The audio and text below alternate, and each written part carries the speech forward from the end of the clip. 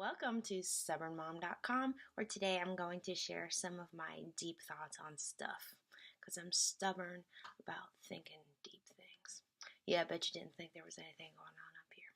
Today I'm thinking about another big picture idea about what's going on in our country and in the world. I think it's really interesting what's happening. So I guess this is somewhat of a silver lining. It's a reaction to what's happening with the, Covington Catholic thing. The boys that were at the march, they were there for March for Life this weekend in January, where there was also an Indigenous Peoples March in Washington, D.C., and these boys were from a Catholic school, an all-boys school in Kentucky, and they were accused of some stuff. I'm sure you heard of it if you're watching this video. Here's what I think is interesting about what's going on. Within less than 24 hours, there was a lot of news coverage on what happened or didn't happen, and that was spread pretty fast. And then afterwards, the opposite of that was spread, and what was said to have happened was denied to have happened, and there were a lot of sides to it. What I thought was interesting about this was the speed and the inaccuracy about the reporting. I studied broadcasting and media. I took journalism classes in college, and I was always taught that the media was like our fourth invisible branch of the government, another check in the checks and balances system in our country, where we all keep each other accountable. We make sure that we keep this country free, in essence. When it all comes down to it, we're checking each other. Humans can get real crazy and sinful, and we need to keep each other in check. So that's what the media is supposed to be, as this other branch. It's another arm that can be part of us just keeping leaders in check so that they don't get too powerful and so that everyone is aware of the truth. But in journalism, I was always taught, check your facts. You have to verify your sources, and you need to verify several sources, and you need to know what you're talking about before you put a story out there. That's very important, and that is what gives media credibility. But apparently we've lost that, and it's really sad, especially when the bias is so strong that it comes to such a low place that people will be cruel to minors. Minors make mistakes and they do stupid things, and it's sad. I think you're supposed to really shield the identity of minors.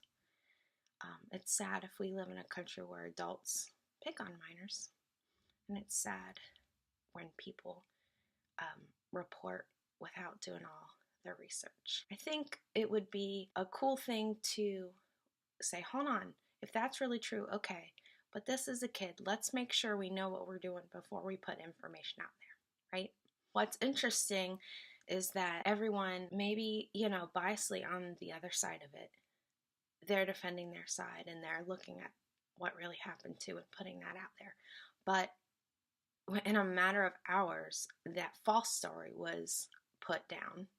Of course, there's still a lot of people out there believing it. What's believed now is what really happened, which really wasn't much. It was really kids being attacked for the way they looked, for what they wore, how they looked.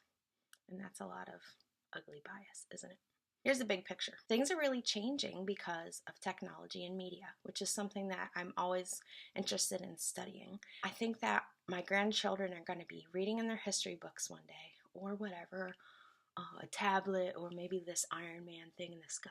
They're going to be reading it or watching a video about how, we had a president named Donald Trump, and he said the news was fake news. Let's talk about what that meant. The credibility of the media it's going down, and what's coming up are the people. I think the people have become our new media. I mean, look at this. I'm just like in my house. I'm kind of snow trapped in because of the weather. I'm a nobody, and I can make this video and I can put it out there. Now, this is an opinion piece. That's all it is.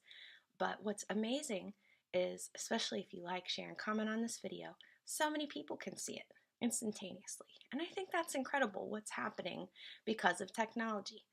And the shift from this trusted, credible media source, back in the day, you'd be watching your 4 or 5 channels, right? or way back in the day, just 3 channels and some radio. And now in our home, we don't even watch like 5, 9, and 12, which is what we watch in our area.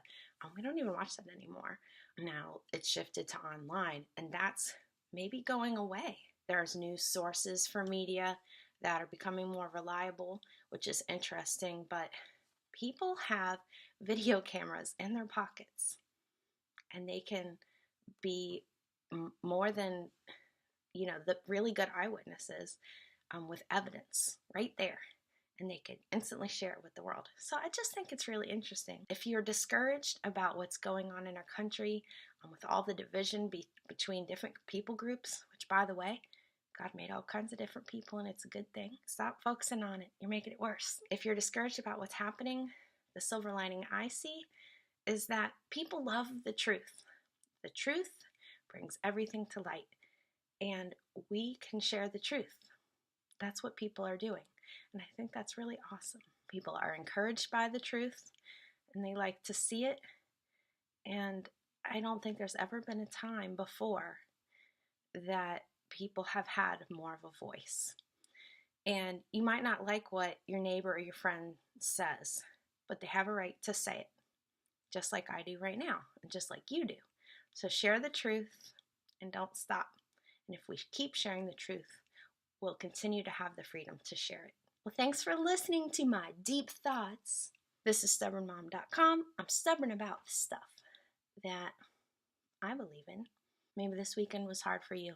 Life is hard, but don't let it harden you.